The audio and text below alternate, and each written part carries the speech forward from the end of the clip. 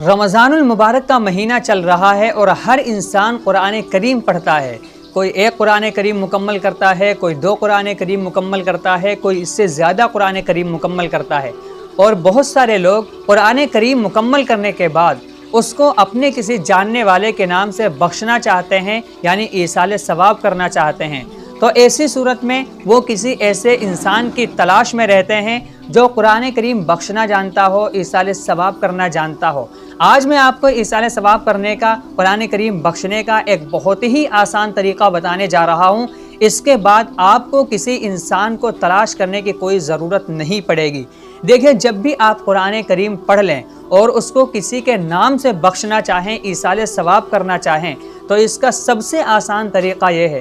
اس کا کوئی اسپیشل طریقہ نہیں ہے، یا اس کے لیے کوئی خصوصی دعا پڑھی جاتی ہو، کوئی خصوصی طریقہ اپنایا جاتا ہو، ایسا کچھ نہیں ہے۔ مثال کے طور پر آپ نے ایک قرآن کریم پڑھ لیا اور اس کو آپ اپنے والد کے نام سے بخشنا چاہتے ہیں، تو آپ اللہ تعالیٰ سے دعا مانگیں اور یہ کہیں، یا اللہ، میں نے یہ جو ایک قرآن کریم مکمل کیا ہے، اس میں جو کمی کوتاہی ہوئی ہو، اس میں جو بھول چوک ہوئی ہو، اس کو معاف فرما دیجئے اور اس کا ثواب میرے والد صاحب کو پہنچا دیجئے۔ اس طرح آپ کا قرآن کریم آپ کے والد صاحب کے نام سے بخش جائے گا، ان کو اس کا ثواب پہنچ جائے گا۔ یہ سب سے آسان طریقہ ہے۔ اسی طرح آپ نے کچھ تسبیح وغیرہ پڑھ رکھی ہیں یا کچھ سورتیں پڑھ رکھی ہیں اور ان کا ثواب آپ کسی اور کو پہنچانا چاہتے ہیں، تو وہ بھی اسی طرح آپ پہنچا سکتے ہیں۔ مثال کے طور پر آپ دعا کریں اللہ تعالیٰ سے اور آپ یہ کہیں، یا اللہ، میں نے اتنی تسبیح پڑھ رکھی ہیں یا اتنی سورتیں پڑھ رکھی ہیں، ان میں جو کمی کوتاہیاں ہوئی ہوں ان کو معاف فرما دیجئے، اور ان کا ثواب میری دادی دادا، یا آپ کہیں میری نانی نانا، مطلب جس کے نام سے آپ بخشنا چاہتے ہیں اس کا نام لے لیں اور کہیں، یا اللہ، اس کا ثواب، جیسے آپ اپنی نانی نانا کے نام سے بخشنا چاہ رہے ہیں تو کہیں، یا اللہ، اس کا ثواب میری نانی نانا کو پہنچا دیجئے۔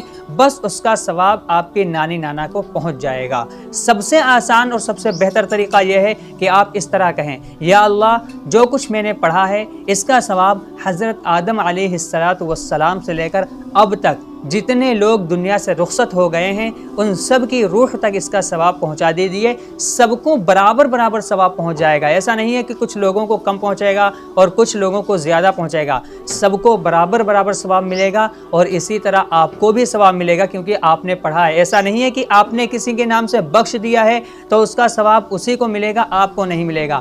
جس کے نام سے آپ نے بخشا ہے اس کو بھی ثواب ملے گا، آپ کو بھی ثواب ملے گا۔ یہ سب سے بہتر طریقہ ہے۔ امید کرتا ہوں کہ آپ اچھی طرح سے سمجھ گئے ہوں گے۔ اس ویڈیو کو زیادہ سے زیادہ لوگوں تک ضرور شیئر کر دیں، اور ایسی اچھی پیاری باتیں جاننے کے لیے اپنے بھائی کو فالو ضرور کر لیں۔